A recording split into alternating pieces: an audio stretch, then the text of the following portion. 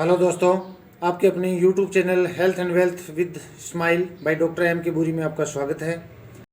आज हम बात करेंगे छोटे बच्चों में जो दांत आते हैं, दूधिया दांत, उनसे संबंधित जो प्रॉब्लम्स हैं उनके बारे में। सबसे पहले तो ये जान लेते हैं कि बच्चों में सबसे पहला दांत है वो 6 या 7 महीने का जब बच्चा होता है उस उम्र में आता है। मोस्टली बच्चों में जो पहला दांत है वो नीचे वाले जबड़े में सामने की तरफ आता है, लेकिन किसी किसी बच्चे में वो ऊपर के जबड़े में सामने वाला दांत है वो भी आ सकता है। इसे लेकर हमारे समाज में आध्यात्मिक रूप से इसको ये माना जाता है कि बच्चे के मामा पर भार है, यानी कि ऋण है, जिसे अलग अलग तरीके से उतारा जाता है। खैर, ये एक अलग टॉपिक है जिसका अपना अलग रोल है। वैसे यह एक सामान्य प्रक्रिया है। ऐसे ही कभी कभी किसी माता पिता को ये लगता है या शिकायत रहती है कि उनके बच्चों में वो दूधिया दांत हैं वो नहीं आ रहे हैं या लेट आ रहे हैं, और कुछ को शिकायत रहती है कि दूधिया दांत गिरने के बाद जो दूसरे परमानेंट दांत आते हैं वो भी लेट आ रहे हैं या नहीं आ रहे हैं। तो इसके लिए मैं आपको बताना चाहूँगा कि दूधिया दांत है वो मुंह में आने में 4 से 5 महीने का अंतर आ सकता है। वो 4-5 महीने पहले भी आ सकता है और 4-5 महीने बाद में भी आ सकता है। और इसी तरह बाद में आने वाले जो परमानेंट दांत हैं उनके आने में भी वेरिएशन टाइम का आ सकता है। वो 12 से 18 महीने का फ़र्क आ सकता है। 12 से 18 महीने पहले भी आ सकता है और बाद में भी आ सकता है। इसलिए घबराने की या पैनिक होने की ज़रूरत नहीं है। यह एक सामान्य प्रक्रिया है। लेकिन इसके बाद में भी अगर दांत ना आए तो आपको डॉक्टर से सलाह लेनी चाहिए। बहुत ही कम केस में ऐसा होता है कि बच्चों में के हड्डी में जो दांत है वो बना ही नहीं है। कभी कभी बहुत ही कम केस में ये देखने को आता है कि जन्म के साथ ही बच्चे के मुंह में दांत उपस्थित होते हैं। उस केस में आपको डॉक्टर या डेंटिस्ट से राय लेनी चाहिए, क्योंकि ऐसे में उसे दूध पीने में परेशानी हो सकती है। बच्चों में 6-7 साल की उम्र के बाद दूधिया दांत हैं वो गिरकर नए उनकी जगह परमानेंट दांत आने शुरू हो जाते हैं। इस उम्र के बाद जब बच्चे की उम्र 12 और 13 साल के आसपास हो जाए तब तक दूधिया दांत हैं वो गिरते रहते हैं और उनकी जगह परमानेंट दांत आते रहते हैं।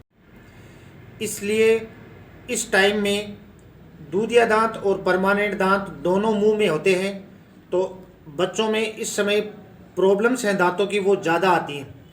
जैसे मसूड़ों से खून आना, मुंह से बदबू आना, दांतों का खारिज होना, गलना। तो आपको इस समय बहुत ध्यान रखने की ज़रूरत है। कई बार इन प्रॉब्लम को हम खुद इग्नोर करते रहते हैं और कई बार हैं हमें एहसास भी नहीं होता। इसलिए इस टाइम पीरियड में डॉक्टर की विजिट करना बेहद ज़रूरी है। दूसरा, इस टाइम पीरियड में आपके बच्चों के फेस, चेहरे की और जबड़े की जो हड्डी है उसका भी विकास ज़्यादा होता है। ऐसे में कई ऐसे कारण हैं कि इस टाइम पीरियड में दांतों का सही इलाज ना मिल पाने के कारण, नए दांतों को प्रॉपर जगह नहीं मिल पाने के कारण चेहरे और जबड़े का संपूर्ण विकास नहीं हो पाता, क्योंकि दांत आने की प्रक्रिया से ही जबड़े के जो हड्डी है उसका विकास होता है। इसलिए सबसे बेहतर ये होगा कि 12-13 साल का जब बच्चे की उम्र हो जाए तो कम से कम 6 महीने में एक विजिट डॉक्टर के पास ज़रूर लेके जाएं। इससे आपके बच्चों में जो परमानेंट दांत हैं उनका टेढ़ा मेढ़ा आने की समस्या है उसको भी बहुत हद तक कम किया जा सकता है, क्योंकि दूधिया दांत का एक टाइम पीरियड के बाद गिरना उतना ही महत्वपूर्ण है जितना नए दांत का आना। हर दूधिया दांत के गिरने का एक फिक्स टाइम टेबल होता है। कई बार दूधिया दांत है वो गिरने से पहले ही परमानेंट दांत है वो आ जाता है, और वो हमेशा या अक्सर मुंह के अंदर की साइड में आता है, अंदर की तरफ ज़्यादा आता है।